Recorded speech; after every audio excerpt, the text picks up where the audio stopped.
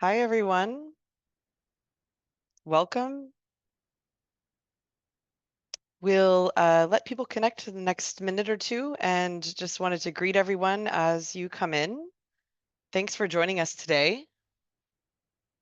And please feel free to introduce yourself in the chat if you'd like. Tell us where you're from. Tell us what your affiliation is or are, what your affiliations are. Welcome, everyone. And I'm Amber French from ICNC, from the International Center on Nonviolent Conflict. And just giving everyone just a minute or two to connect. Got my screen up, everyone can see. We'll launch into that in a little bit, but we can stop the share for now. Go ahead and introduce yourselves in the chat if you'd like. Great. Dr. Janet Gerson, Education Director, International Institute on Peace Education. Thank you very much, everyone, for your introductions. I'm based in Paris, France, and I'll be introducing this webinar, and Manish Pradhan, my collaborator at ActionAid International, is based in Nepal himself. So this is going to be quite the international webinar. Of course, our speakers are connecting from different countries in Southeast Asia. Great, and I'll give just one more minute as people connect.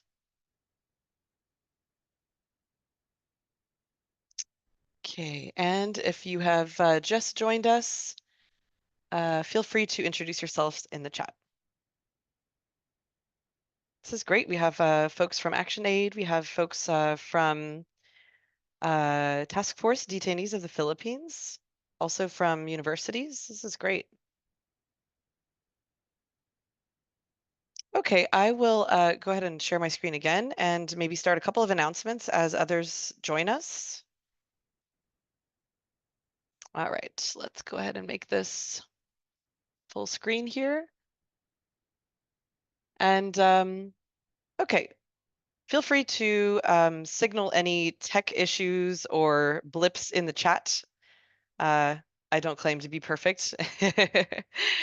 And so I wanted to start with a couple of announcements. So first of all, my name is Amber French, and I am managing editor of the Minds of the Movement blog, which is the blog of the International Center on Nonviolent Conflict, ICNC, which is based in Washington, D.C. Myself, I'm based in France. I guess it has something to do with my last name, Amber French. I don't know. A couple of announcements. First, so as this is a very international webinar with many people connecting, and especially those who may not speak English as a first language, I wanted to give you a couple of options to just improve your experience in terms of language accessibility. You should be able to turn on closed captions. It's the CC button at the bottom of your Zoom screen. And we're all going to try to speak slowly so that the closed captions understand us. But also during the presentations, most of the presentations, I will add the written scripts of the speakers into the chat, since sometimes closed captions doesn't pick up everything accurately. So we just want to make sure that everyone follows in the way that it suits them best. So you'll see some messages coming in through the chat while people are speaking. Couple of community guidelines. So yeah, before we begin in earnest, let us first agree that those of us present here will make this discussion a safe space for all forms of diverse opinions and expressions, identities. We must respect one another and apply a zero tolerance policy for discrimination during our interactions. And if anyone has a problem with that,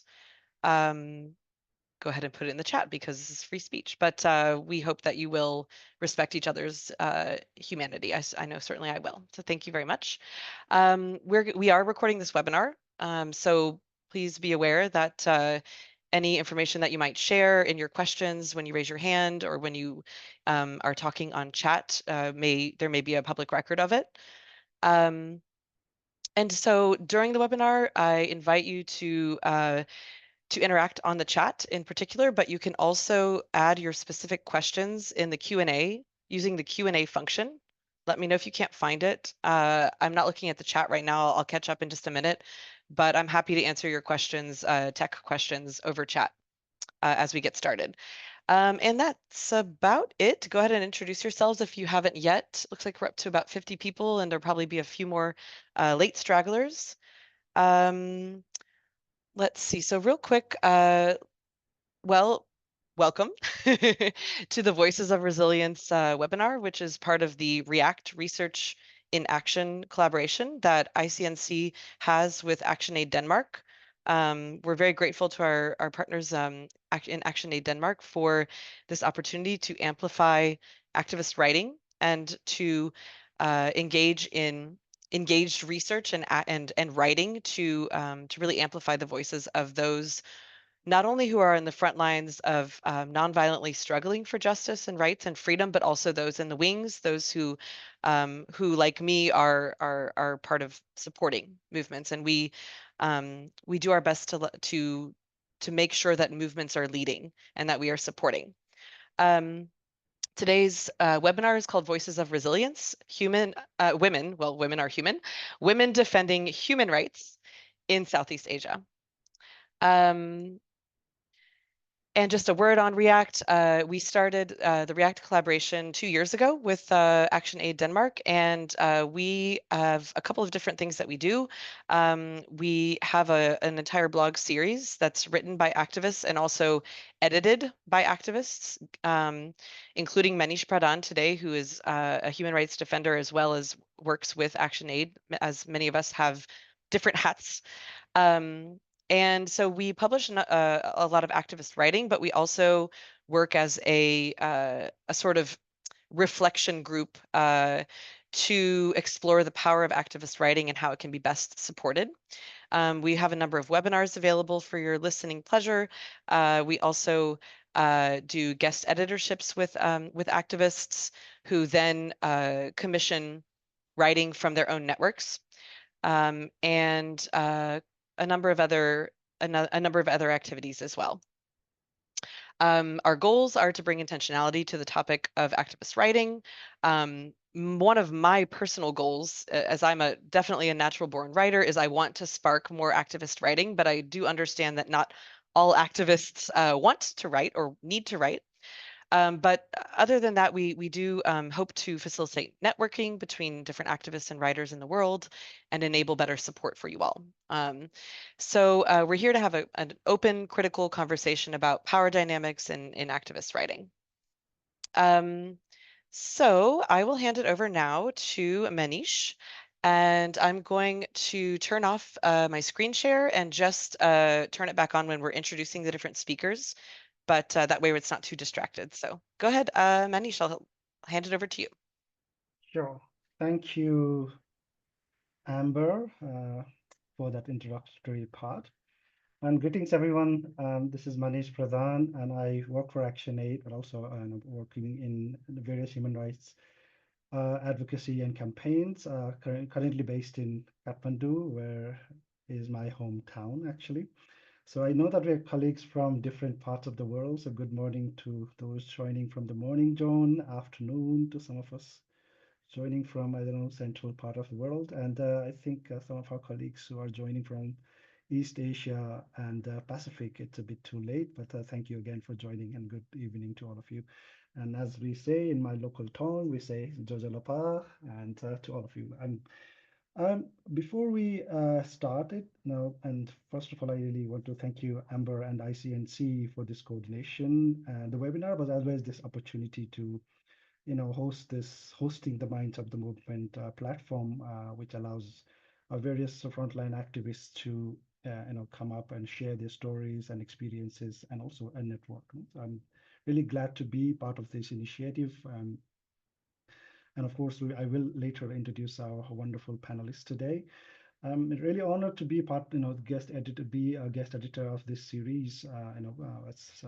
As Amber earlier mentioned, which is titled "The Voices of Resilience: Struggles and Triumphs of Women Human Rights Defenders in Southeast Asia." And it's really was an opportunity for me to closely work with, five fantastic and very bold and amazing and activists from Myanmar, Thailand, Indonesia, and Philippines. And I learned a lot as part of this journey myself, and really got motivated from their amazing and journeys they've had. And just to start with, why this blog, and when and Amber, we had this connection with the ICNC, we were discussing about to putting some kind of a mini series focusing on Asia. And I thought, why not start with Southeast Asia, which tends to be a slightly, because of the language issues compared to South Asia, where, where fairly English is more common, whereas in Southeast Asia, it's a bit of a challenging. So we thought, let's give it a shot with our colleagues in Southeast Asia. But also it's a context which has many, it's a turbulent politics with military coups, as you may know, in Myanmar and Thailand, but also on a very authoritarian regimes in many of the countries there. And even the so-called democracies in the region, the political space is quite shrinking. So there's a challenge of this regime, but also in addition to that, the whole we're still living in a patriarchal norms, and then this traditional gender roles, which kind of have double um, challenges for women human rights defenders. So we decided to write a series focusing on the struggles and challenges and the triumphs of women human rights defenders in the region. We started actually, when you had this initial discussions with Amber, we started it as a let's do with a young human rights defenders only. But later on, as I started interacting, and then we thought, then we had the opportunity to meet our colleagues like Nilda. And there are also many other human rights defenders we had discussed as part of this series, but they were not willing to right because of their uncomfort, because also of their security issues. But they will, then we changed the whole idea from young human rights defenders into this intergenerational human rights, women human rights. Many of the struggles that we have, from this group, from early 20s to, we have Nilda, who is almost going to be 77 next month. Have this similar challenges across, and how can we learn, and how can we generate this intergenerational solidarity? So, in between, we had to change our narrative as well, but we thought it was for the good. But also, as Amber mentioned earlier, it was also an opportunity for knowledge sharing and solidarity building. And I'm sure you will hear later from our panelists about how important this community solidarity is for each and every one of them. So that was one of the reasons as well, but also promoting movement building and the activism, which is what we and ActionAid really look forward to in terms of actually making transformative changes in various social injustices and human rights violations across the world. So that is the reason that we chose this particular blog series. Uh, and in terms of before I introduce the speakers today, and let me just quickly take you through a broader agenda. So we will have five speakers, which I will introduce each one of them individually later on.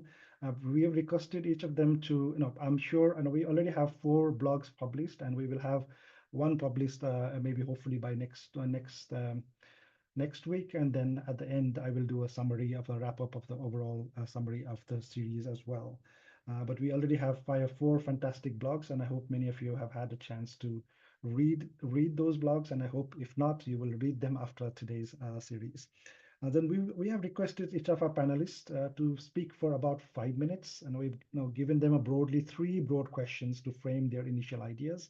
Those questions are, what made them take this journey of activism, or were there any particular moments or watershed moments which led them to this journey? What challenges did they face, and focus on one particular challenge as a woman human rights defenders in the region, and how did they overcome that challenge? And the third question we asked them was, what makes them keep going despite so many challenges that they face? So basically, they will frame their initial 5 minutes reflections based on these 3 questions.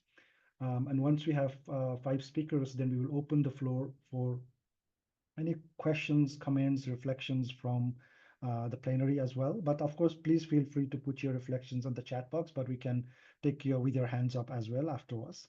But then after that questions, the plenary session, we will request again, give our panelists 2 to 3 minutes each to respond to any direct questions as well as to any broad reflections on what they've heard from the group, and then we will close. I hope that's okay.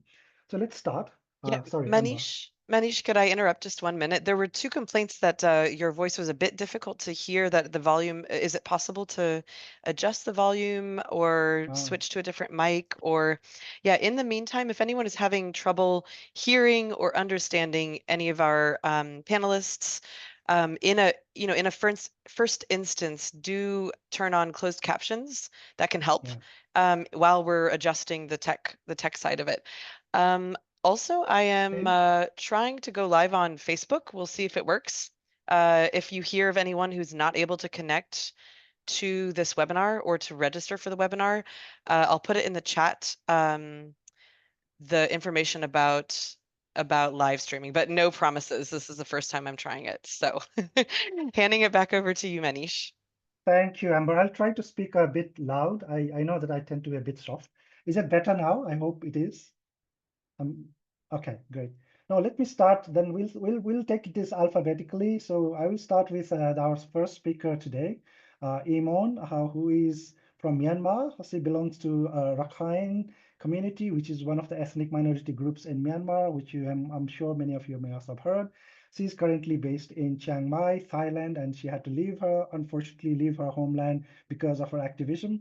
And she decided to drop out of university as an act of civil resistance after the military coup in Myanmar, with a strong belief that pursuing education under the military junta is a shame. She was actively involved in pro-democracy protests against the military junta in 2021. She is currently a data science student at Parami University, while also working as a teaching assistant with Spring University in Myanmar, which was established after the coup to support interim education for young people like Imon. So over to you, Imon, for your initial reflections for 5 minutes, and please. Thank you, Emma, and thank you, Manish, for your cooperation. So, can you hear me well, right? So, hello, everyone. My name is Imo So, but just call me Imo, and I'm a junior student at Parmi Online University in Myanmar, like many mentioned about that. So, I'm also former intern at ICNC. So I'm very honored to be part of this important discussion. So today I would like to share my stories and experiences that have encouraged my activism, right?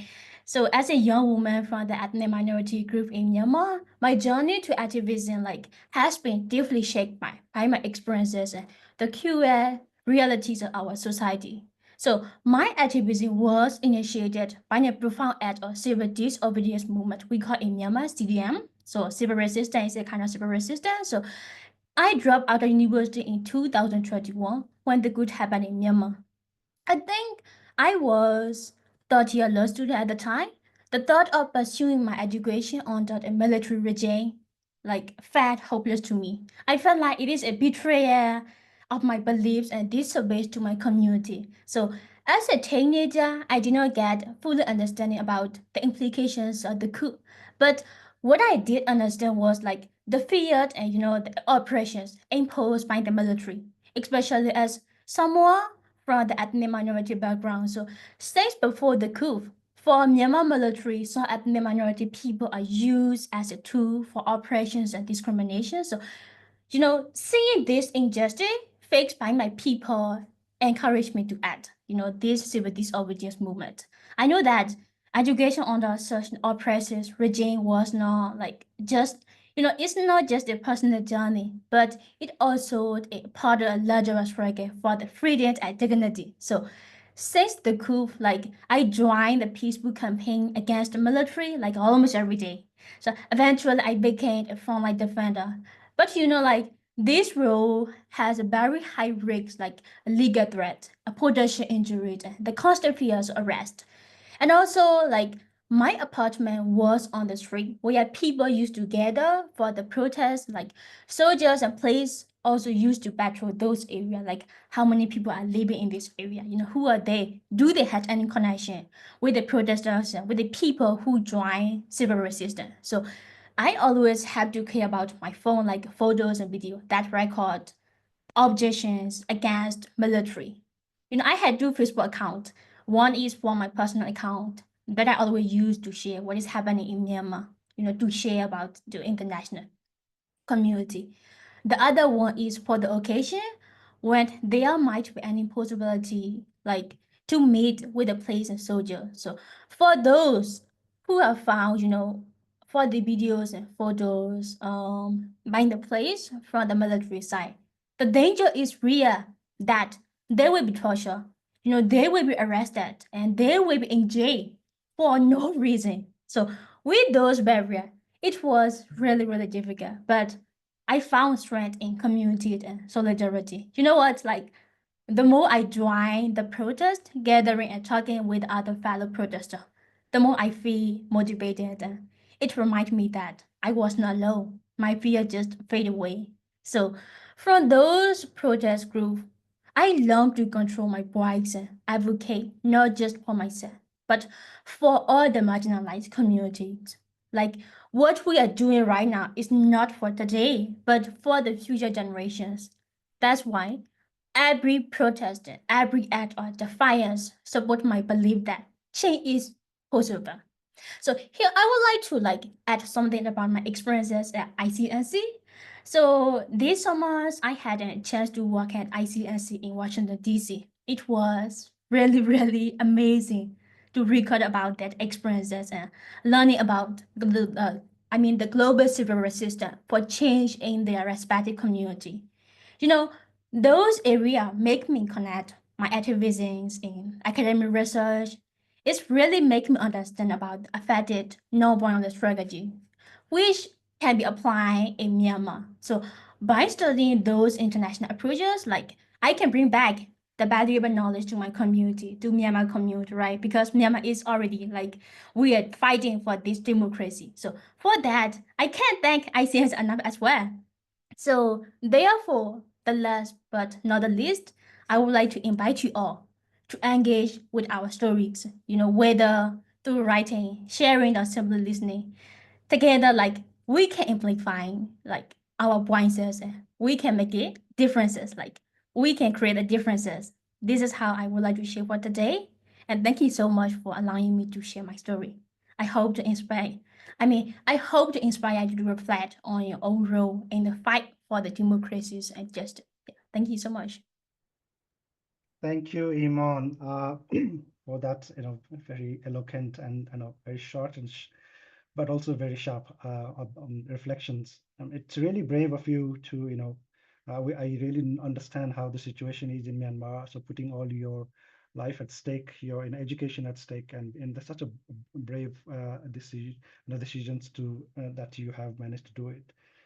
I can understand the challenges that you're feeling as somebody who has to leave the country, but more power to you and all of you in Myanmar. And I'm sure we'll come back to you again. But thank you once again, Iman, for your reflections and but also for being part of this journey and a willingness to share your your story. And I hope please do read Iman's blog, which I think there's the code is here, and if you haven't already read already.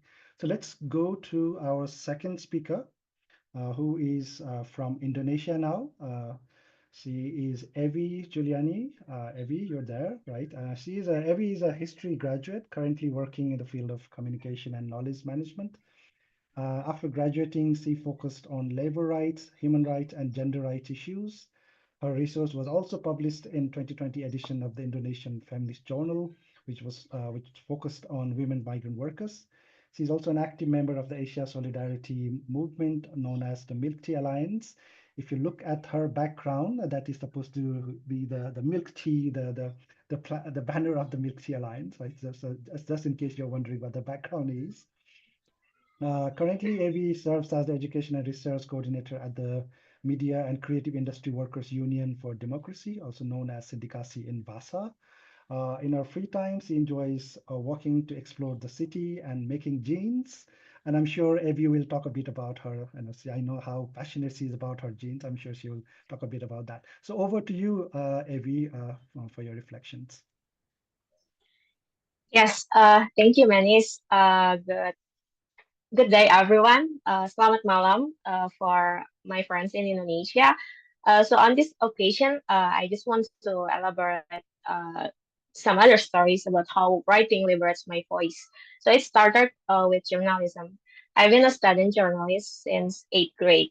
And from article to article, I met so many people and heard so many stories. And the experience is taught me a lot of life lessons, helped me to grow and become my source of resilience. Writing also helped me to connect with people. The connection sometimes comes up beyond networking and lasting as a friendship. So I cover some of the great story when I'm in the high school, and one of it is I already write it in on my blog. It's about the case of corruption. The indication of corruption of that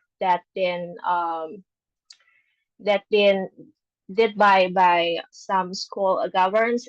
So we cover it with a special report, and after the news is out, um, it actually disrupt disrupt the condition. So the school that usually like taking a donation from a student every day, they stop the donation and start to finish the construction of the school. So it's really scary at that times as a student because it's um it's written me if I write it as an anonym, so if it uh rebel who write it, obviously I will get dropping out from the school. So um it is really a great experience for me how writing can really transform, really can make a change to the s- to the society like that. And another great experience when I am working in high school is when my team organized a fundraising for the victim of rapid volcanic eruption in 2010.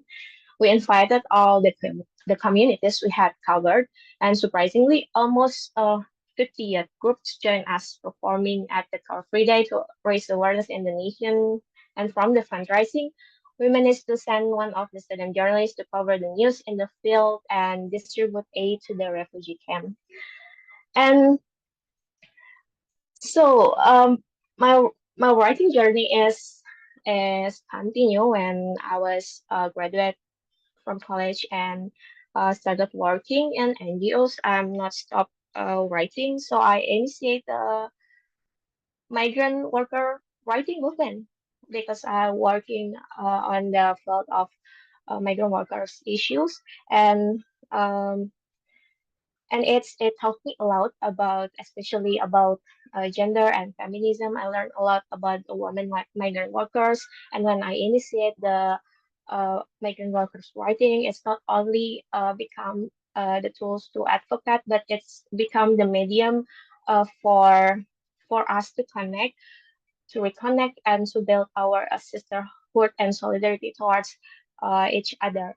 So it's also a really great experience working with women migrant workers.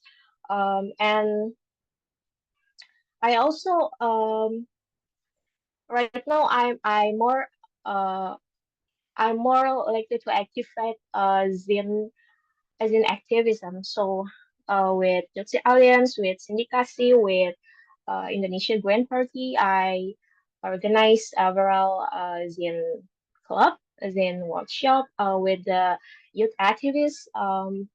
We also like the Zen making process is not only um, it's not only it's not only about making something creative, but also is a medium to build a dialogue. The intergeneration dialogue is built there because some of our Zen Club is member is like teenagers and also youth activists and also more senior activists. And so uh, within the dialogue that come um, so many so many ideas we can transform it towards our solidarity. And we also publish with Noksi Alliance Indonesia, we publish zine Kabar Teh Susu, and also another zine we bring it to the zine, several zine festival to connect with another community to make the movement is more intersection. And um, I think that's my journey through writing. And um, right now I mostly doing writing as a I also write as my work as a freelancer. And as a freelancer I also unionize in syndicacy. And I also commit in syndicacy. So I really want to uh, fighting for my community. I really want fighting for the working class. I really want to fighting for women liberation. And yeah, I think this is not easy pathway. This is still a long way. What we are fight. But I want us to have to imagine um like imagine the alternative. And what I write in my blog is like how we transform our grief. Yeah, I think that's all I can say in this session. Manis, thank you. Thank you so much, Evie, and do keep on writing. You know, and this group, few of us are first-time writers, but as Evie is one of the few who have a passion of writing, but of course in her own local language, but who are very well connected writing with her activism. So, please do read her blog, which details out how she has managed to do that, including her passion for creating zines. And it's really great to see how you have, your lived experiences of feminizing of poverty and inequality in your context, which led you towards activism. And thank you so much, Evie, and really inspiring to to work with you and to hear your story. And it's I think I learned a lot through the journey with you as well. But we have, please do feel free, colleagues, to if you have any reflections or questions to any of our colleagues who have spoken so far, Evie or Imon, do feel free to put it in the chat box as we go. But let me introduce our next speaker, uh, who must be the youngest of the group, if I can say. She is Memee from Thailand. Memee is a young feminist activist based currently in Bangkok, Thailand. She became involved in the Thai pro-democracy protests in 2020 and has been actively engaged in activism ever since, both for the democracy in Thailand, but then solidarity for Myanmar through in Thailand as well, right? And despite her young age, please don't be fooled, she has faced political prosecutions in at least 7 cases, 5 of which occurred while she was still a minor. And currently, Mimi is actively involved in the Milk Tea Alliance as AV, so hence the background, the Milk Tea Alliance Thailand, and strives to incorporate feminism and collective culture into social movement. So over to you, Mimi, for your 5-6 minutes of your reflections of your activism. Thank you. Thanks for telling I'm the best dancer as well. So hi everyone, I'm Mimi from Thailand, and it's really inspiring listening to the speakers before me. So my blog is already published called A Feminist Activist Journey in Thailand, and it is like really my honor to be included here. So I hope my story can inspire you to read our blog as well. So from the question, what inspired my activism? So I started my activism since I was 16 or 17. As you can see in the picture, that was me when I was younger. And now I'm about to turn 21 in this November. So the sense of inspiration has shifted over time. When I first started as a minor with zero experience, it was the feeling that what I did could impact others. These feelings became very clear when I performed with friends, perform a piece in your part.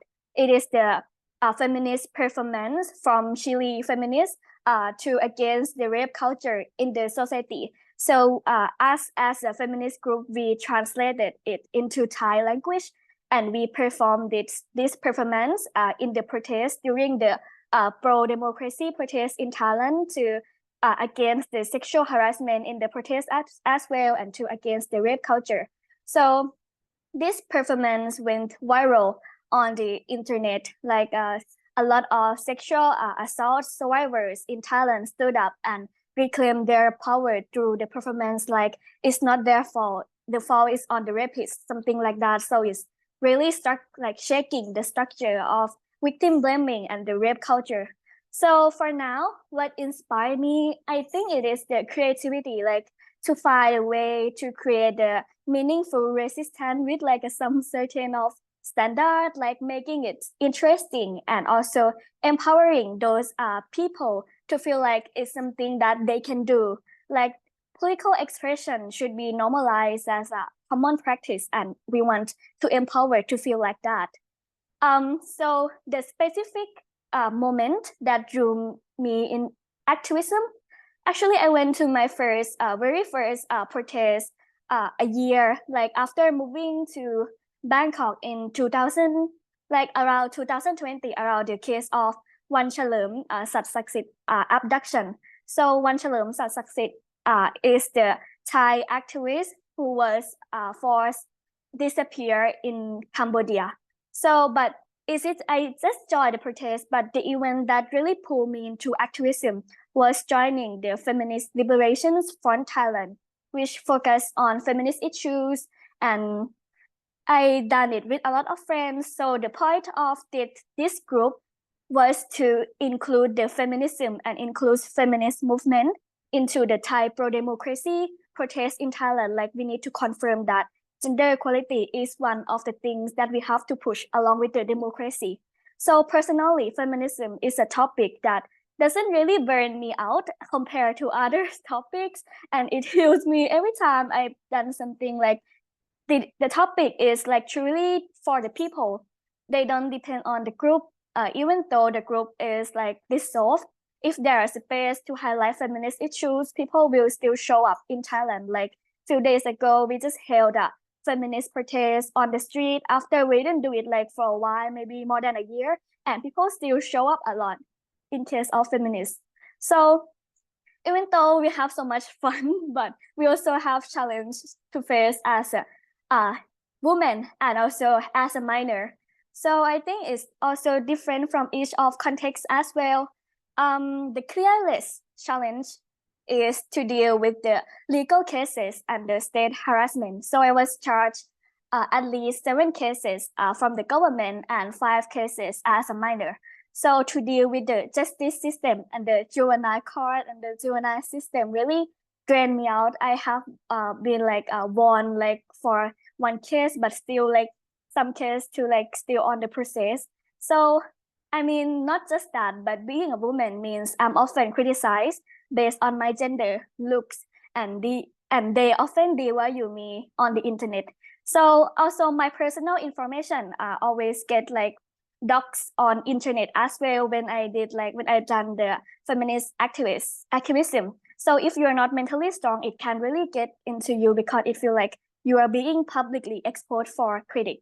But the challenge, I think the most challenging for me is not from the right wing, but it's the people who seem to share similar idea can still follow oppressive thought patterns. So in recent action, what I have done, it's kind of different from others. I've done in the university space. So the challenge I have faced that I need to still I still need to live in this community and needs to live in this building. So if I feel isolated in the community, like they didn't agree with me or they think I'm too radical, it's hard for me to just like to continue life in the community. So I think what keeps me motivated is to have personal space and the private space to live, because it feels like I'm publicly exposed, and having someone like that I feel safe to talk with that cheer me up really helped me. And also the last question is like what drives me to keep going. So for me there is no reason to stop and I feel like it's the sense of being and just an ordinary person that we live in this society, we live in this politics, and we need to use everything we have, like we need to use like rights we have. And I think it's like the society want to blindfold us and the refusal to accept that. I think this is what keeps me going. So that is all I want to share for today, and I hope this answer can inspire you to read our blog, and it's so briefly compared to what we have done and to others as well. So thank you for today. Thank you so much, Mimi, and an amazing, as you rightly said, there's no point to stop. Why stop? So please keep going. And I think really a brave decision, as you can see in the screen. And as a young minor, Mimi decided to shave her hair in protest. And many of us, those of you who are familiar with Thai culture and of how important the hair is in Thai culture, that's the defiance that she showed, and with at such a young age, and I think really inspiring to hear your story. And I really hope that you keep going your activism ahead as well. But please do, those who haven't read it yet, please do read the defiance and determination of Mimi. Glad to hear from you again, and thank you once again, Mimi. So next speaker is from the Philippines. We have Nilda Sevilla, who is a lifelong activist, steadfastly defending multisectoral rights, especially the right of all individuals not to be disappeared. Based in the Philippines, she has served as the co-chairperson of the families of victims of involuntary disappearances, also known as FIND, for almost 2 decades now. As co-chairperson of FIND and also as a legislative staff chief in the House of Representatives, she's actively participated in lawmaking that led to some landmark human rights laws, notably against enforced disappearances and torture, on death penalty prohibition, and giving martial law victims recognition and reparation, and among others. So over to you, Nilda, for your, I know that it must be very challenging for you to put your 5 decades of activism in 5 minutes, so maybe 1 minute each for your 10 years of your wonderful journey. Over to you, Nilda. Thank you, Manish. Hi, everyone. Let me start my brief narrative about myself by saying that no one is born an activist or a human rights defender, or HRD. I am no exception. My blog begins with a conscience-searing conversation between my parents, which I overheard when I was barely 8 years old. From their conversation emerged my incipient musings on social injustice and inequality. Thus, what really inspired, or rather challenged me to be an activist and an HRD were and still are these disturbing social ills that have for generations beset my country. Needless to underscore, these social aberrations have deprived the vast majority of Filipinos of their basic human rights and fundamental freedoms. I have always asserted that impactful and meaningful protection and promotion of human rights should never be left alone to state authorities as duty bearers. It is imperative for the people as rights holders to be vigilant and to collectively act to ensure enjoyment of these rights and to exact accountability from violators. I became more actively committed to human rights work when my elder brother, a labor and human rights activist, became the first Filipino lawyer to fall victim to enforced disappearance in May 1977. To this day, we have no clue about his fate and whereabouts. My involvement in the human rights movement was further heightened by another tragedy, the assassination of my youngest brother, a revolutionary socialist labor leader, in February 2001.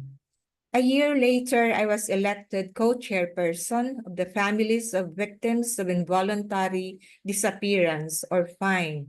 This deepened my immersion in the heart-wrenching, separate as well as common lives of the families of the disappeared, especially the women left behind by the sudden and forcible disappearance of fathers, husbands, sons, and or brothers. Being a woman having to navigate a patriarchic society, leading a non-government human rights organization of mostly women fighting for truth and justice, while I was at the same time working full-time as a legislative staff chief in the House of Representatives of the Philippine Congress, was a huge challenge.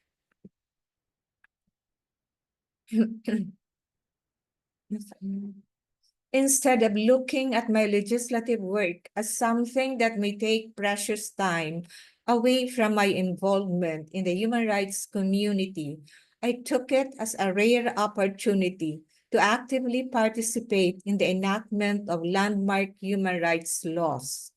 Foremost of these is the Anti-Enforced or Involuntary Disappearance Act of 2012 that seeks to address the unabated commission of enforced disappearance and to respond to the need of family victims, especially the wives and mothers suffering from trauma, for psychosocial accompaniment and support in their search for truth and justice.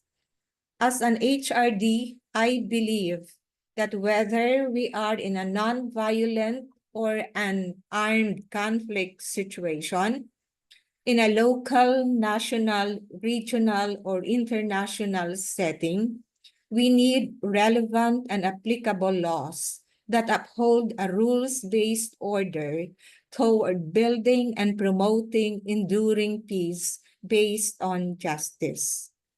With efficient prioritization of what is both important and urgent, and more importantly, a deep commitment and enduring passion to help catalyze transformative societal change, I've been able to overcome the challenges to me as a working mother and a woman HRD in a patently male-dominated society.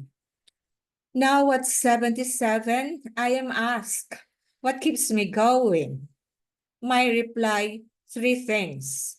First, the feeling that I have not done enough to do justice to the sacrifices of my two brothers and other patriots and HRD victims of gross human rights violations, from the Marcos Sr. dictatorship to the present Marcos Jr. pseudo-democratic regime. Second, the knowledge that as long as stories like the one I overheard from my parents when I was a child, coupled with those of persistent human rights violations, continue to unfold everywhere on a day-to-day basis, then we can never do justice to the sacrifices of the activists and HRDs who came before us. Third, the conviction that although I may not live to see the kind of societal change that our predecessors in the human rights movement offered their liberty and even their very lives for, their dream will eventually come to fruition. The inspiration I get from their sterling, dedicated, selfless examples is more than enough to keep me going in doing my share so that future generations will reap the benefits of what we sow today. As I have always unequivocally declared, age does not matter if what matters does not age. The fervent hope we shall rise as one, speak truth to power, and ultimately prevail. Thank you. Thank you so much, Nilda. And it was really an amazing journey, decades, more than 5 decades of a journey, and which inspire, I'm sure inspired many young activists in your country as well, but which emanated from your personal loss, and of course the loss of many other enforced disappearances in your country. And this amazing journey, and you also explain about how difficult in a patriarchal society as a woman defender, in addition to the challenges of the regime, and really, and it was really inspired to hear your story, to have the opportunity to work with you in creating this blog. And I hope our colleagues will read her blog, which is the latest, which was just released yesterday, right in time. So thank you once again, Nilda. I'm sure I'll come back to you, and I'm sure our panel, the plenary colleagues will have some questions to you. I definitely do have few questions to you as well. But thank you once again, Nilda, and thank you also to Celia, your daughter, who I understand is doing all the tech support and the back. Thank you, Celia. Our last speaker today is Yin Lae and Yin Lae, because of her security issues, is not willing to, is not able to share her video. We should respect her, of course, her priority. So Yin Lae is also from Myanmar, belonging to a Shan community, one of the ethnic minorities in Myanmar. And she began her activism during the time at university, working for academic freedom and environmental justice issues. After the 21 coup in Myanmar, she mobilized and organized youth protests against military dictatorship, including boycotting education under junta control and joining art strikes. When the military government threatened and attempted to arrest her due to her activism, unfortunately she was forced to leave her home country to a border town in Thailand, where she is currently based. She also initiated Rangoon Voicecast, which is a platform for marginalized voices and contributes to youth from the working class community. I'm sure she'll speak a bit about this in her reflections. Over to you, Yin Lae, for your 5 to 6 minutes, please.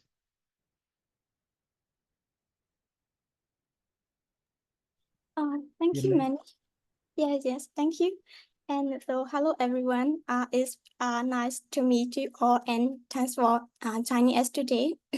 Firstly, I would like to apologize for the video being disabled because of my location and internet issues. And thank you for inviting me to speak today. And I'm Yin Lae, and you can call me Yin Lae. And I'm very honored to share my journey and the work I've been part of in Myanmar's fight for freedom and part of the REACT collaboration.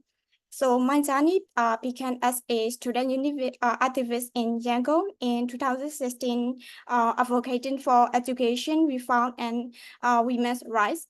So since the 2021 military coup, I've become heavily engaged in Myanmar's resistance movement, participating in protests and organizing flash mobs. And so as a young woman from the Shan ethnic, one of the minorities in Myanmar, and who became an adolescent in a country that has a long history of civil war, I have faced and grappled with inequalities and injustice within our society. And I learned about myself and my strong commitment during my university years with the great Burmese author Pamote Wars. Yeah, he once stated that the value of a person should be measured by the extent to which they carried their responsibilities upon them, by the era in which they lived. So For us, the people of Myanmar, the primary responsibility of our generation is to dismantle the military dictatorship and address the inequalities and social injustice it has perpetuated.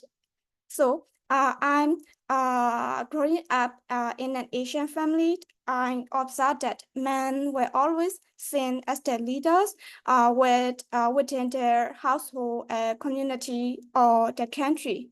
So this belief was deeply ingrained in the older generation. So we can simply see evidence of this in our mom's experiences. As I enter young adulthood, I anticipate facing challenges like the ones described in the narrative. And as a female activist fighting for democracy and equity, experience challenges from both authoritarian regimes and pro-democracy side. Firstly, as the youngest daughter in my family, my parents and others were cautious about my active participation in the movement, and they expressed concerns about potential risks to my safety as a woman. While engaging in protests and picket lines, I encountered male protesters who argued me like, as a woman, to prioritize my safety and refrain from participating in the frontline strike, and also hiding from the junta force. As a woman, I faced like unique challenges like cultural standards for women in Myanmar, yeah, that me activists didn't experience, yeah. So after the security force arrested my comrades, and I received a lot of threatening and harassing calls, silencing me or stopping my activism. Uh, uh, uh, these threats include using my gender to hide in fear, such as if they got me, they would rape me, and as they knew my location, they would come to me to arrest me. But you know, however, I face like additional challenges because of my gender. But I pass off in my activism without backing down. And even if I were to stop, these stories would also pose threat to other women. And so the last questions, what keeps you motivated? It will be, you know, the current Myanmar Supreme Revolution ignited strong women-led movements for gender equality, and also women made up over 2,000 protesters after the coup, and they are taking on critical roles as medics in conflict zones and supporting displaced populations. So despite facing systematic violence, women have emerged as leaders in resistance and social movements against gender-based violence. So we are also committed to not only opposing the military regime in Myanmar, but also addressing the inequalities present in our society. So particularly gender discrimination and gender-based violence. As I mentioned above, my goal is to be a strong piece of those social movements that can be positively changed in our community. That's why those struggles based on gender identity couldn't stop us. So as we need to move closer to the center of the struggles that make our generation and societies inequalities soften. So you know, the future of Myanmar's struggle for democracy and equality is state and certain that the determination of the people, especially women, is unshakable, and I will also continue to amplify marginalized voices and push for systematic change. So this revolution is about more than just ending military rule, and it's about building a just equal society. So I will keep fighting for that future, and no matter the challenges, yeah. So this real collaboration offers a valuable opportunity to advance these efforts, and I'm eager to contribute to this movement. And that's what I want to share today. So thank you for your time and attention today. And your engagement and support mean a lot. And I'm really grateful for the opportunity to share my journey and our collective efforts for social justice. So thank you again. Thank you, Yin Lae. Such a brave journey as you've taken, and like colleague, earlier colleague Imon, despite the threats, and and also talked about the challenges you feel as a young woman activist in your country. Amazing story, and then her story, it will be one of the another one which will, I'm sure, will come up in next week or so. So please watch this space for to read a bit more about the very bold decisions she has taken, but also a very challenging journey she's had. But also, despite the challenges, her determination to continue fighting for rights and equality in our country. Thank you, Yinde. Now, I think and I'm aware that we have half an hour, so maybe I was hoping to finish it a bit earlier, but we can still take about 15 minutes. Any questions or reflections? Either directly to any one of our panelists, but also any generic comments. I know that there have been few questions already in the Q&A section, and I know our colleagues have already started answering them. But let's also, please feel free to raise your hands and let me take a few questions or a few reflections from the rest of the participants as well. So the floor is open. Anyone?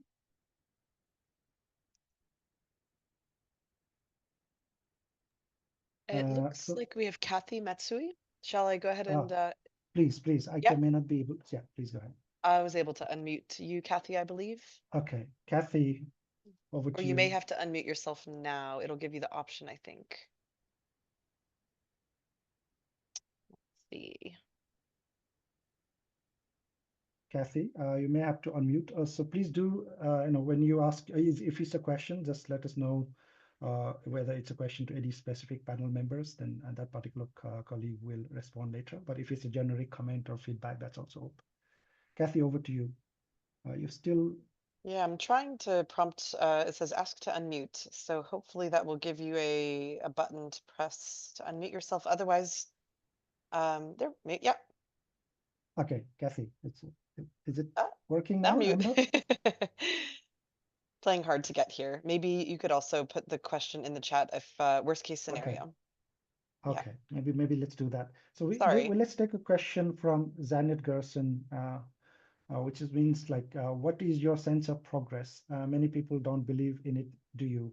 So the sense of progress and whether people believe in. So this is a question for all of you. I will not take each questions now, but just when you respond, I'll give 2-3 minutes to each of you. So that's one question which you may want to collectively respond later on.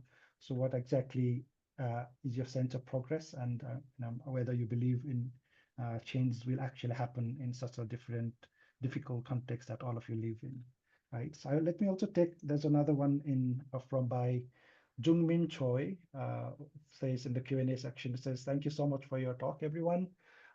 I'd like to learn about the current situation in Myanmar, especially related to the new conscription law. So this is a question specifically to either Imon or Yin Lae about the new conscription law that has come up a few months ago and how it has affected the young people in particular, right? Another anonymous attendee has asked, as a female older activist myself, I would like to ask the speakers how they think it is or will be different being a younger versus an older activist. This was also a question I had.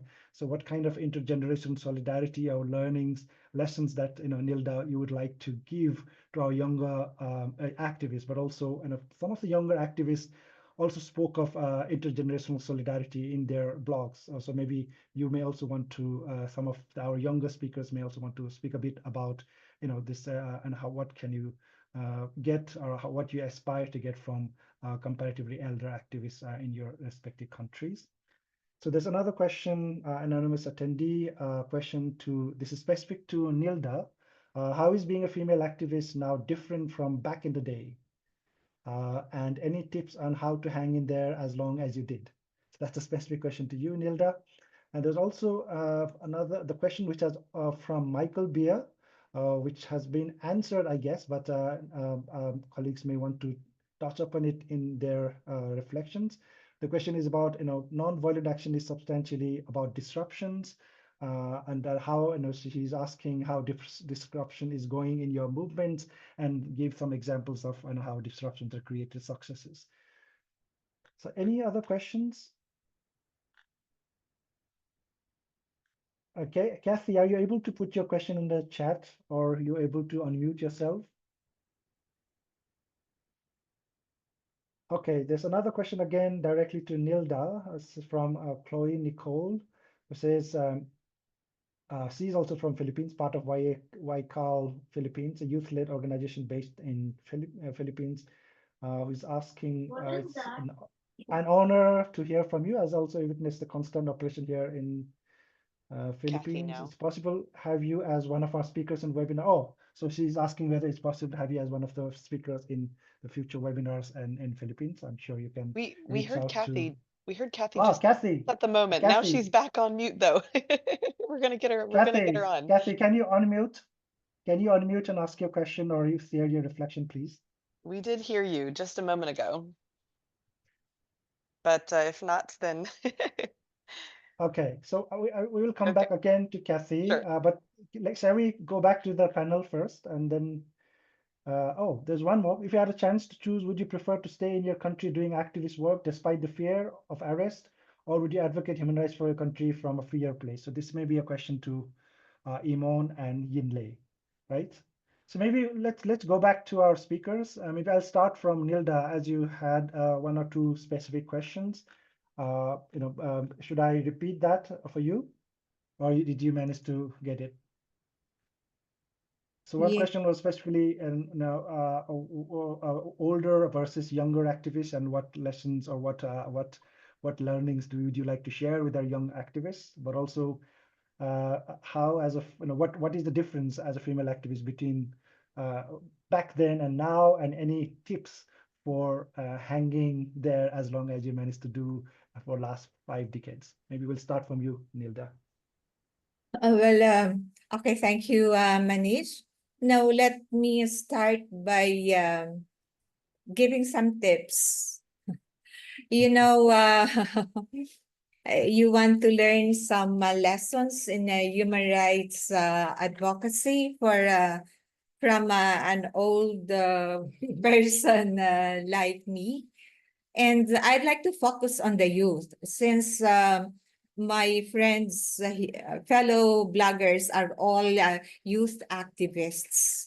No, and we would like the struggle for a better life, for genuine freedom and democracy to continue in Asia, because we really don't have functional and genuinely pro-people, pro-human rights political and economic systems in Asia.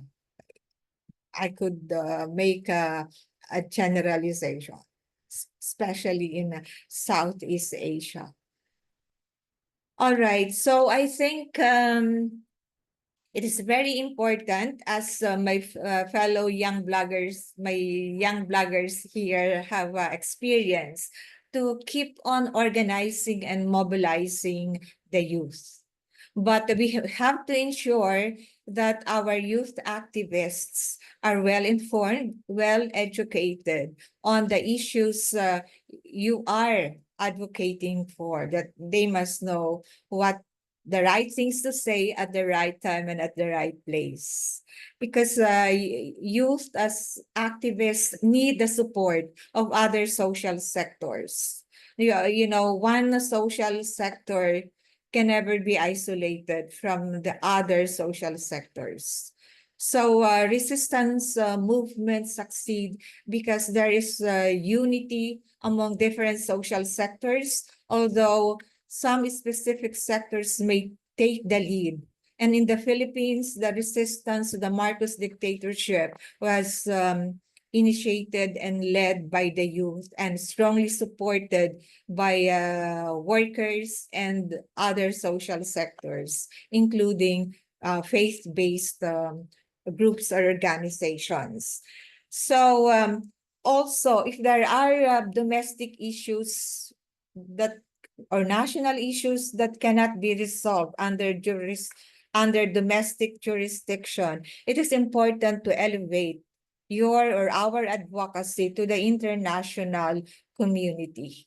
Like we can make use of UN special procedures and mechanisms. We can engage US experts and special rapporteurs to help us in our advocacy. Specific example, for instance, is we can ask or request the UN Human Rights Council to convene a commission and inquiry to conduct an independent investigation into human rights violations in our respective countries. Or what the Filipino HRDs, for instance, did was to request the Office of the High Commissioner for Human Rights to conduct a study on the human rights situation in the country during the Duterte administration, especially focused on the crimes against humanity or extrajudicial killings committed in relation to the war on drugs. Duterte is now being investigated by the ICC. Also, and before I forget, you have to develop second liners. You may be young now, but eventually you will be old like me. So don't wait for your hair to turn gray like mine. So you have to develop second liners and let your legacy continue. And the causes you have fought for be sustained by the next generation.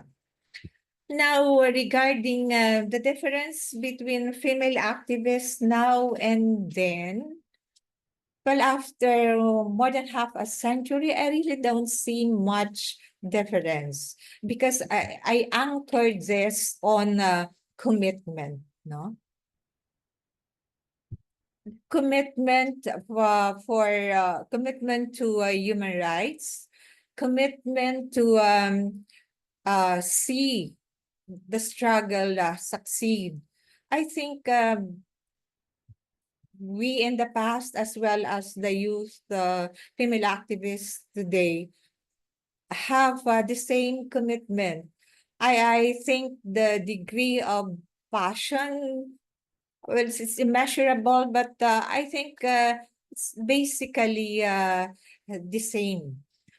Although I may find the female activists today more liberated, bolder, more outspoken. But when it comes to commitment, I think basically the same. And this commitment is a very important element. It's an essential element in advocacy, in social movements. Now, what else? Huh? Nilda, because of the time, can I request some other to give some space, some others as well? Maybe I can, if we still have time, I will come back to you. But that is Sure. okay. Thank you. Okay. Okay, so let's hear, there were a couple of questions specific to Myanmar. So maybe I'll start with Imon. There was one question regarding, whether given, both of you had left the country because, of course, because of your security reasons. So there was one specific question on whether, given a chance, would you prefer to, fight within the country, despite the risk that you have, or how does it, is it better to advocate from outside? So that's one specific question you might want to respond to, but also one question about conscription law and what the law is about, and how is the situation. Can you respond to these two questions, maybe very briefly, so that I can also give space to Yin Lae after this? Imon, over to you. Yeah, I can answer for that because this construction system is very dangerous, and also it's really a path that do the many use. Like I think it was released in early February 2024. It has already been 8 months. So if you are selected for this construction law, that means you will die because the military, just bring you to the battleground to use the front line, to use the scapegoat, to fighting in the battleground. So that means you're gonna die. So this is really dangerous, and also for that, like the people, this is targeted for the people who are between 18 years and 35 years old. So for those who are, among that ages are really dangerous, like they are at risk, like, and also, during this day, like the military just stop the people at the airport, when they are when they are flee the country, but they can't, they just the military stopped that. This is really, really bad. And also, I think one of my friends, like, he is in Thailand, but he got a notice letter from the military 2 weeks later for this construction law, this construction system. That means like, but he's not in Myanmar, he's in Thailand. But however, on the other hand, their family has a lot of threat for that, and also they have to get a lot of money that they can't afford. So this is really, really terrible, for the youth who are between the 18 years and also the 35 years old. So this is I how briefly want to talk about this construction law because we had a time limitation. Another one is like if I have to choose the country, right? Where is it? The question, Yeah. Raymond, is Did you get the I question? got it. I Yeah, got it. okay. So for that, I will say, for me, like the fear is still fine, but being arrested is not fine. I think so because if we are arrested, we can't advocate, we can't do anything for the people. So rather than living in the country, and facing like arrested or just despite the fear, I would choose to live in other country and the free country so that we can do a lot of more. We can do a lot of work, for the people, for the younger generation. We can do a lot of the advocacy. We can do the many differences for our country. So I would say, yeah, like that. Yeah, this is what I want to share. Thank you. I'm sorry that because of the time, I'm going to rush a bit. So Yin Lae, maybe it's better that you come in next. I think the same question to you as well on how do you feel, in terms of advocating for human rights and democracy from within the country, from outside the country. But also there was another question related to the conscription law. Maybe you can, Imon touched upon it a bit, but also there was a specific question about conscription of women, and how do you feel about it? Where are you worried about conscription of women? So Yin Lae, 2 minutes, if you can wrap up. Yin Lae? Yes. Okay. Okay. Thanks for asking this question. So, as we know, the situation in Myanmar today remains deeply challenging, and the military junta just has continued its violent suppression of protests and civil rights, with thousands of activists arrested, and also the new construction law added more strictly, especially for young people. It made more corruption for military officials not to serve those mandatory military service, and not only enforcing that law that hunter, but also restricted to go abroad and stop it as arrest in the airports or border case. And there are also challenges for Myanmar migrant workers in Thailand, as the military is trying to call back the people every after 6 months, and the conditions inside Myanmar are soft for young people and enter as forced displacements and inaccessible for education, and move human resources to other countries. And this part of their plan to gain more power while facing resistance from the people, and many citizens are refusing to join, and with making the conflict worse, and especially as movements like civil disobedience movement and continue to fight against the military. Yes. Yeah. Also, I'm deeply concerned about the this law of women in Myanmar under the new law, it not only forced women into a military system known for violence and oppression, but also it will increase their vulnerability to exploitation and abuse. And this law, regrets women's rights and safety, and especially in a country where women activists are already targeted. And additionally, this law will likely disrupt women's education and livelihoods, further marginalizing them in an already difficult situation. So the move to include women is heralded Honda's desperate attempt to consolidate power while facing white supremacists. Yes. Thank you, Inde. In terms of a conscription law, I think, of course, it's a challenge, and many people, young people, have to flee because of that. But also, it's again, like many of these laws, it disproportionately affects the most marginalized and poor people. There are, I think, young people who have connections or who have money to bribe, and lots of bribery going on, I think, to get out of this. But those who are not able to do that, no connections or no money to bribe the authorities, and they are the ones who have to suffer. I think that's what I understand from my discussions with many young activists in Myanmar currently. So 2 questions to Mimi and Evie. Evie, I'll come to you at the end. There was one question about progress and what exactly progress means, and whether many people don't believe it. Whether do you believe in whether you're going to change from what you're doing? So I'll come to you. Just think over it. For Mimi, because you touched upon a bit, and that's a question about the old activists versus young activists. So you touched upon it a bit in your blog. So what do you expect to learn from elderly generation, from earlier generation, as one of the youngest an activist in this group? So what can be the interactions between the 2 generations? What do you think? Okay, so me first about the generation, right? So for me, I think it is really important to have the older activists. So even though the society often encourage young people or giving a credit to young people, but for me, it is a lot of help from older activists that provide the space, provide the resource, and also teach us what to do and what to not do in the community, and also to communicate with the people. So I think it is kind of long journey. Let me give an example about the about the equality marriage in Thailand.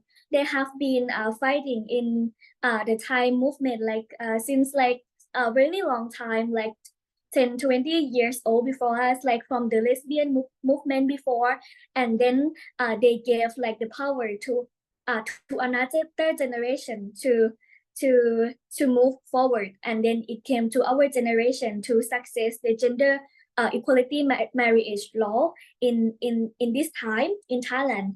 And also for me, I think the progress can be solved in the Myanmar situation in Thailand as well. So as what I say, we are the Thai young people that need to give the solidarity to the people of Burma. So actually the contents and the context in Thailand right now is kind of complicated.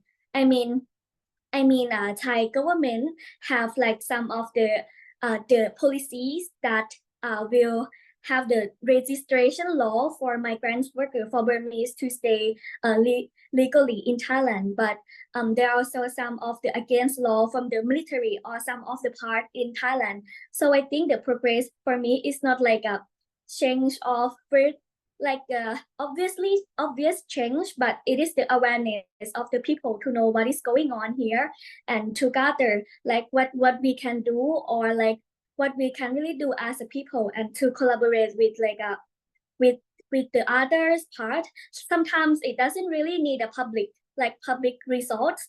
I mean, to be trained on social media, maybe it's behind the doors, but I mean the progress is when we work with the people, when the Gen Z work with the adults, we work on the communication and they work on the field, and they have been work since forever. I think it's progress as well, and it's really new for me. So this will be my answer. Thank you, thank you. So I think we talked already a bit about the progress. So Evie, the last words from you about what you think about the question from Janet. I see, Janet, you have your hands raised, but I believe your question was about this progress. So Evie, what do you think as an activist and a difficult context, and what does progress mean, and whether you believe? Yeah, I think because Mimi is also answering the question about progress, so I want to add my answer a little bit about the generation, young and older activists like that. So I see a progress in activism is like spiraling. Like, if we see the democracy, let's see in the democracy situation, like in history, Indonesia have a very progressive this reformation, 1998 history that really progressing our democracy situation. But look at us now, like democracy is will be sinking again. We the youth movement is in Indonesia is it just 2019 before COVID. There's a very big protest. We call it reformasi di korupsi, or reformation is being corrupt. So it's really like we will progressing, but then at the time we will be like go back. That's why intergenerational trauma, the dialect between younger and older activists is like me, that it's never be versus for me. Like it should be progressing hand in hand, younger generation with the older generation, because I believe we all have our generation moment. Like for example, in Indonesia, the older activists will be have this very collective trauma about the new order regime, and that's experience. The experience of being under the dictatorship regime is not not have been felt by the younger generation, like Gen Z or millennials. I'm just 3 years old when the reformation is happening. I don't know about Suharto regime besides from the textbook. So the intergenerational trauma become more central, become more important because of that. Um, because of that collective experience needs to be transferred. So the progress, we can see the progress if the knowledge is transferring, is the experience is transferring. Um, I think one of the funny thing is um like just before Indonesia is just only this weekend, Indonesia will have the new government, the new president will be like official. Um, before the election, the campaign about political education like that is promoting the political education is like really promotes with the younger generation because of um yeah, because of the history, Prabowo and his history about with the human rights and etc. and etc. But I think there's also still a gap. So even when the voter the most voter is like the statistics say is youth people, the majority of the voter on the last election, um, and the elected president is the one that have a human rights violation history. It's like I think there's a gap in knowledge, and that transferring knowledge and experience. So I think it's become more important to do that to really do that intergenerational trauma in the practice, and also to have to like more concrete the progress. I think we also need to centering the collective care. We already hear like our Mayan, Amon, Yin Lae, Nilda, Mimi, everyone is is in their activism, in their life. They're fighting as a woman human rights defender. It always having another level, not only as a woman, not only as a human rights defender, but we are a doctor, we are a mother, we are anything academician, Zingster, and etc. Um, so I think collective care is also important to centering the collective care to maintain the progress, because from my experience is actually it more hard um to like maintain the hope instead of being apathic. So Evie, can I request you to, what just what wrap I up because yeah of time? Sorry, Evie, can I yeah request yeah to yeah wrap up? Because, okay, yeah thank I you. think I think that is my wrap up as Thank you. intergenerational dialogue, centering collective care. Okay, thank you. I think there's some questions also answered already in the Q&A. I think thank you, Inlay and Iman, for responding to the question from Michael about this disruptions. I think thank you once again. I think we've come to almost to the end of the session. Let me just take 1 or 2 minutes just to wrap up. Maybe I'll just wrap up and take on your question, Janet, about progress, because this is the question I also get very often. I know that recently I was in one of the solidarity actions for the Palestine, and one of my colleagues and very sincerely asked, do you really think what you're doing will make any difference? And even USA or nobody is going to make a difference in Israel. But then the answer I normally say, and I use Urdu poetry. I'm not sure how many of you I can translate. It's the 2 lines. It says, मंजिल मिले या ना मिले ये तो वक्त की बात है हम कोशिश भी ना करें ये तो बहुत गलत बात है. That means, whether we will reach success or our goal or not, that the time will tell. But even we and not that we should not even try. Shame on us. Basically, we should keep on trying. That's the answer I normally give when people ask about, like we know that many contexts. It's I think it changed the long-term process, and many of what we do as a solidarity may seen as a small drop, but I think those small drops make a big difference.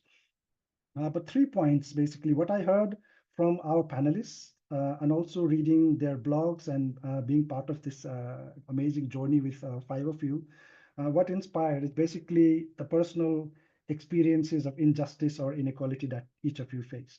Some of them are more external contexts, like in Myanmar because of the coup, or in Thailand, but also some more personal, like in Nilda's case or in Evie's case. And I think that's what your personal experiences of exposure to injustice and inequality. That's what one of the key things. And challenges are definitely the state repression everybody talked about, the legal harassments, and in top of that, as a woman, the gender-based discriminations, and there's also realization even the social justice or activist movements do encounter sexism. So we also need to make sure that the social justice movements are also taking care of this gender aspect. And I've come across this in many other instances as well, but many of you raised this as well. And this whole aspect of digital security, and I understand in particularly the younger generation, Gen Z, Mimi, Avi, and Iman, Inlay, and this enables you to connect or to mobilize, but it also exposes many of you to digital threats, and which is an emerging issue which we really need to, and with this whole advent of AI, which will make this even more challenging, right? And of course, this whole aspect of isolation and burnout, which many of you also talked about in your blogs. So it is really important, as Avi mentioned, about this collective care and community support and this whole solidarity, which for each one of you matters a lot. And this is through this initiative, it's not only about writing. So we're also creating this space for solidarity, which is so important for many of you, all of you actually, right? And also the sense of responsibility, which keeps you going, like Nilda said. And many of you also respond about this creative and meaningful ways of resistance. No, I think through genes or through using your art, like inlays mentioned, or music. That using the creative artivism into activism, also something which I saw is keeps many of you going. So really, it was an amazing. No, thank you so much, all 5 of you. But I personally learned a lot. I was telling Amber that I started when I was asked to do a guest edit, and I thought as an editor I can just be objective and neutral. But and discussions with you, and it's very difficult for me. I also got sucked into your lives and into your struggles, and which also I felt. Myanmar, I've been more active, but not so much maybe in Philippines, Indonesia. But it really touched me personally. So it was been an very interesting journey. Thank you, Amber, for inviting me to be part of this, and thank you all of you and all the people who have joined from across. And maybe I will hand over to you, Amber, for last 2 minutes, Sure. just to wrap up and the next steps.